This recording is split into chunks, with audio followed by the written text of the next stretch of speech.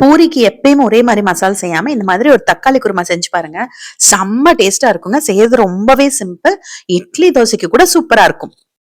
ஒரு 20-25 சின்ன வெங்காயமும் ஒரு 10 பல் பூண்டு எடுத்திருக்கேன். இதை நம்ம பொடி பொடியா கட் பண்ணி வச்சுக்கலாம். நீங்க பெரிய வெங்காயம் கூட எடுத்துக்கலாம். கடாயில ஒரு 2-3 ஸ்பூன் எண்ணெய் ஊத்திட்டு நம்ம வெட்டி வச்சிருக்க பூண்டு, கருவேப்பிலை, சின்ன வெங்காயம் சேர்த்துக்கலாம். நீங்க பெரிய வெங்காயம் சேர்க்கறதா இருந்தா மீடியம் சைஸா இருந்தா 2, பெருசா இருந்தா ஒரு பெரிய வெங்காயம் பொடி பொடியா வெட்டி சேர்த்து வதக்கிக்கோங்க. இது வதங்குறதுக்குள்ள நம்ம அரைச்சுக்கலாம்.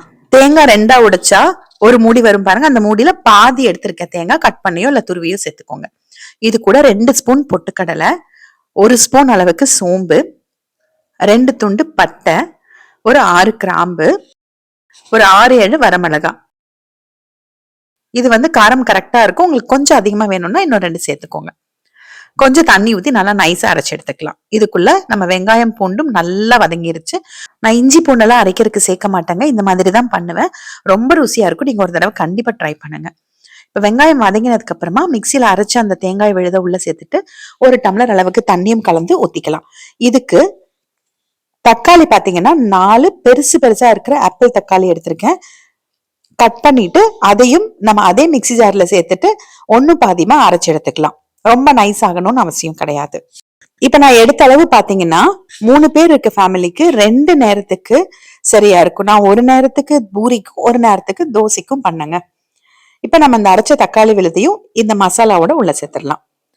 மசாலா கொதிச்சதுக்கு அப்புறம் கடைசியில சேர்க்கணும் அப்படியெல்லாம் கிடையாது. மசாலா சேர்த்த உடனே அதே மிக்சி ஜார்ல அந்த தக்காளியும் அரைச்சு உள்ள சேர்த்திட்டு கலந்து விட்டுக்கோங்க.